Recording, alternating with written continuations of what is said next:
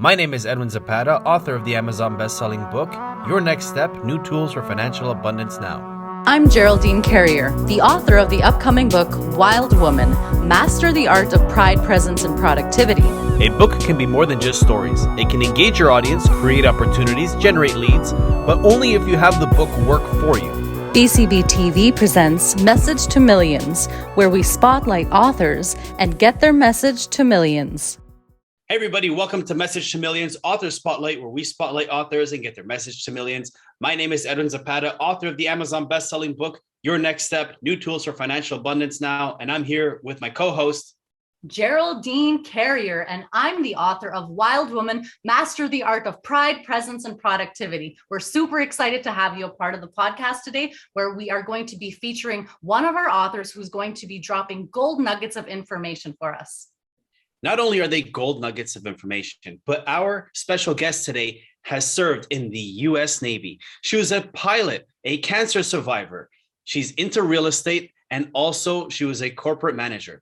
She's also the president and founder of Leading Edge Ventures. She's a speaker, and she's the author of Money Switch, Flip Yourself onto Happiness, Health, and Wealth. If you go to her website, www.theswitchcoach.com, you can get a free downloadable copy of her book.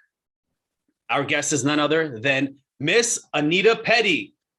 Woohoo! Yeah, everybody, welcome Anita to the stage. How are you feeling today? Fantastic. This is great. Thank you, Edwin. Thank you, Gerry, for the warm welcome. This is fantastic to be here today. Of course, we're so glad to have you here. Well, I'm going to start with the first question. Of course, you are wildly successful in different industries. You're, the epitome of a boss lady, and everything that you touch seems to turn to gold. I'm super excited to have you a part of this podcast today. And I wanted to, just ask about, you publishing a book. What has that journey been like so far? Well, Gerry, I'll tell you, it's fantastic, because if you had asked me a year or two ago, would you be on an international stage? Would you be standing in front of people telling your story? I would have said, why me? What do I have to give? But I will tell you, a book opens up a lot of doors for people. Just the amount of media attention I got, the television appearances, and then also radio spots. And also magazines have solicited articles and said, hey, do you want to write for our either articles for magazines or blogs? It's been fantastic. So with all that you've been able to do, because Gerry said everything you touch turns to gold. I'm going to throw you a bit of a curveball, because I know you're into digital gold as well. So how has you being an author, a speaker, and all these amazing things, how has that opened doors in the digital gold space? Well, if you're talking about cryptocurrency, which I think you are, in Bitcoin, I will tell you I have a bigger audience, because when people see that I'm a published author and that I've also spent a great amount of time with cryptocurrency, they're more apt to listen. And so they listen to the story I have to tell. And I'm somebody that just doesn't dabble. I really have spent a lot of time in this area. And so I think that's the one thing, is they go, wow, you're a published author and you're writing on financial stuff. Maybe I should listen to her. I love that, because you spoke about you're not a person that dabbles. And this is something that again, because my business is, a wild woman. And one of the things with that is, decision making and actually staying committed when you actually make one of those decisions. What has helped you, in your entrepreneurship, in your business, and all of the different things that you're doing when it comes to, actually staying committed and, making those big decisions? What has helped you? Like, what advice do you have for, other women who might also, or they struggle with that? Yeah, I'm glad you asked that. And that's one of the reasons I wrote this book. So maybe if I touch a little bit on what the book is about, the book is helping people take control of their finances, build their health and wealth, and get on to living the life of their dreams. So I think the big things is people have over the years said, Anita, you've got so much, all these different things you did. You were a pilot, you're in the military, you were a naval intelligence officer, you've ran your own businesses, both entrepreneur, and I joined corporate for 11 years. Can you just give us some helpful tidbits? And I started writing these down. So the Switch Coach, it's 6 principles that I developed. I've lived these principles all my life. And I just exercise those every day. So if you follow these basic steps, these steps that get you on to the financial, to achieving things in your life, that's what's really, I think is important, is that having those steps down that you know how to follow and just stick with it. Persistence is a big part of it. Can you give us a rundown of those steps? Yeah. So money switch, there's an acronym for switch. So, so S is setting your goals. Working is work smarter, not harder, which means work with teams and get people that are, people that can help you develop your business or whatever your goals are. I is invest in yourself. So that means developing your financial IQ, which means a lot of what you guys are looking for and seeking. And because I know there's people looking for gurus out there that will give them financial advice. It's not taught in higher education or, even in basic education, unfortunately, in most schools in North America. So that's what that is. And then T is the huge one, is taking action with urgency and making sure you do that every day. C is you create a compelling vision and the goals to support you, and understanding the difference between vision and goals, because that's where people don't understand sometimes. And H is probably one of the biggest things, is harness the power of the people that can get you where you want to go on your financial journey. And so I call that the circle of influence, or the mentors and people you bring in to help you be successful. Now, Anita, I don't know how you did this, but for those listening, you can really tell that she was in the military, because by the sounds of it, she clearly harnessed that like the drill sergeant style, the organization, the teamwork, and the goal orientation behind it. Because like how you mentioned earlier, how you dive into things, it's not a joke. If you're going to do something, you either do it all the way or don't do it at all. And I love how you have things laid out in 6 steps. Things become much easier and better to handle when they're in a sequence that you can manage for the regular person. So I love how you've taken that, you've put it into your own program, your own book, and you've been able to change people's lives on all fronts, helping women, entrepreneurs, speakers, authors, investors, all sorts of people. I have a question. With all the experience that you've been able to do, with all the experience that you've had, how have you found overcoming rejection when it comes to overcoming new obstacles? Because it sounds like nothing stops you. So like, actually, my question is this: what scares you, Anita? Because I don't think anything scares you. Well, I think the thing is that, I have my own things that scare me. I've faced death a few times in my military career and with health scares. So it's not that I'm not scared of things. I mean, I think everybody has a little bit of fear in their life. But one of the things I know is when you show up, take charge and act like you know what you're doing, and people will tend to follow you if they think you know what you're doing. And a lot of times, when I first went to corporate, I was actually acquired as an entrepreneur into corporate, and they said, well, how are we going to approach this problem? And I told them, and they said, did you just make that up? I said, absolutely. And I was totally honest, and they all laughed because they figured, she didn't do that. I think the thing is that having that confidence in yourself and knowing that you don't know on this journey, whatever it is you're doing, you won't know all the answers, but you're going to learn along the way. And so I think that's the huge thing, is when you take on something, do it with gusto, understanding that, you're going to make mistakes, and some of the mistakes you make are going to be your best teachers if you remember and you hold them in that light. For someone that comes up to you and says, hey, what's the difference between confidence and arrogance? Because there's a difference. If somebody were to come up to you and ask you that, what would you say to that?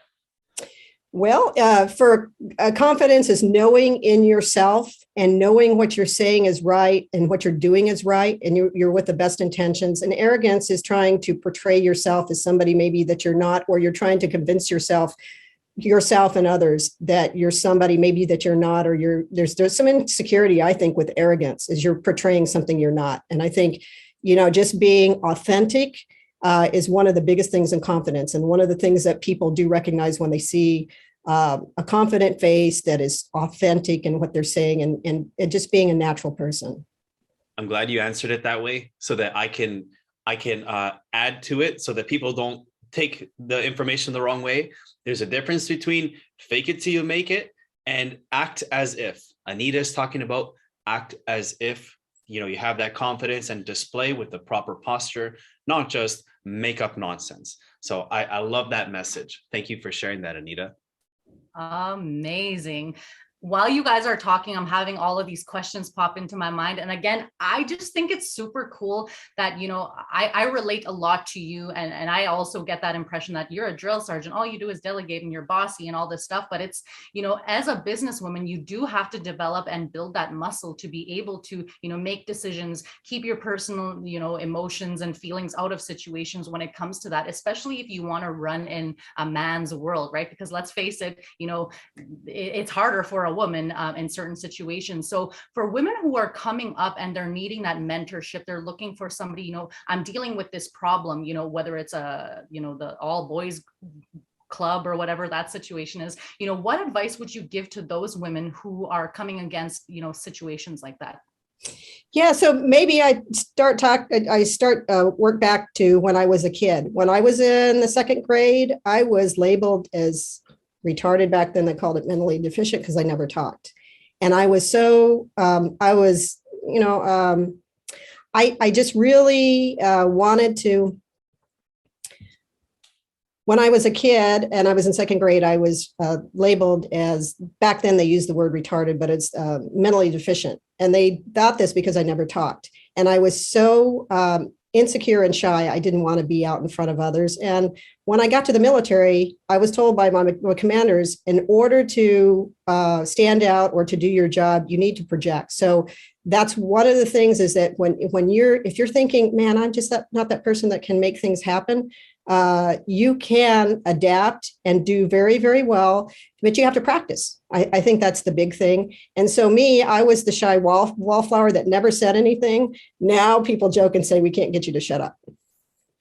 The fact that you pointed that out, I just want to throw this out there for anybody listening or watching. There's a common trend that I've noticed amongst like successful entrepreneurs, authors, speakers, people that are in show business. Most of them are introverts. A lot of them don't like to be seen. Like everything you just described, it sounded like myself. I wish I could find this VHS cassette that my mom has of the first play I was in, that I got totally thrown into. And you can see me come down the aisle and I had like my shoulder to my face, hiding myself. And I was so terrified, timid, and afraid. If you would have met me 10 years ago, you would not have guessed I'd be an author, speaker, I'd be doing a podcast, I'd be on stages and all this stuff, just like yourself. So what I'm trying to get at is there's a common trend with those that like to go out and change the world and be in the spotlight. The funny part is we're not ones that actually enjoy that, but we do enjoy it. If that even makes any sense, somehow we end up in the spotlight and we're the most introverted people you could ever meet.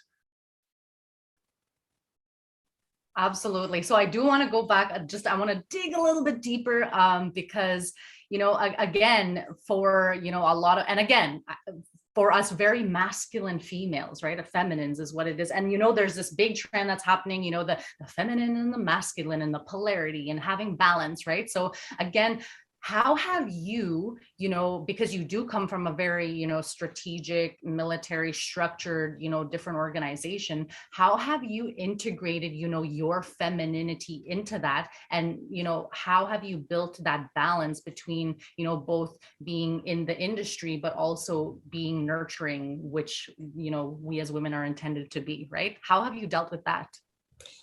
Yeah. So when I was in the military and in my early career, there were people that feared me because I was by the book and everything had to be a certain way. Right. So as I got older, I started to soften some. And then I went through a health crisis back in 2019 and suddenly faced my own mortality and realized that because of the stress that I was putting myself under, because of what I was demanding of myself and other people, it wasn't working. So part of the reason I wrote Money Switch and how I deal with that now is I take a softer look. And before I speak, and this is, a technique that I use, is I'm very actively thinking about what I'm going to say and how that could affect other people. And so now I have a softer approach. A lot of people look at me and say, you couldn't have been a military person, the way that you approach people, because you're so congenial and you work with people a lot and their feelings. And I work more beyond the financial. I'm the switch coach for a reason, because I do help people make life transformations. And that requires me to acknowledge feelings and understand empathy and sympathy and other things. So I think I went through a transformation myself to become the switch coach. And that's kind of how I made that transition. So Anita, I have a quick question to build on that, because I've gotten this response when I've shared my book to people, because my book says new tools for financial abundance. Now, my book is not just for people that are looking to have a better financial life and all that. It's not just a book about that. And I know that your book is suitable to a wide range of people. So for the person listening or watching that's thinking to themselves, I would love to learn more about Anita. I would love to read her book or take her 6-step program, but I'm not sure if it's for me. What would you say to this person if they're on the fence and they're not sure, because maybe they're thinking, I'm not very financially savvy, I'm not into money, I'm not this? What would you say to that person to let them know and reassure them that this book can help them and your 6-step program can help them as well?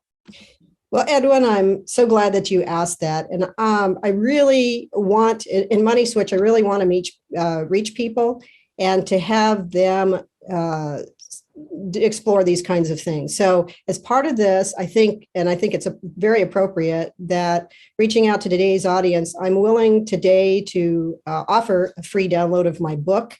There's no obligations, but if you want to register and get a copy of it, look through it. I've had people that look through it and say, hey, it's financial based, but there's so many other things I got from it, just little wisdom and tidbits of how you do things in life and maybe makes things easier. So I feel very good about offering that to the audience today. And I'm hoping they take the opportunity to take a look at it.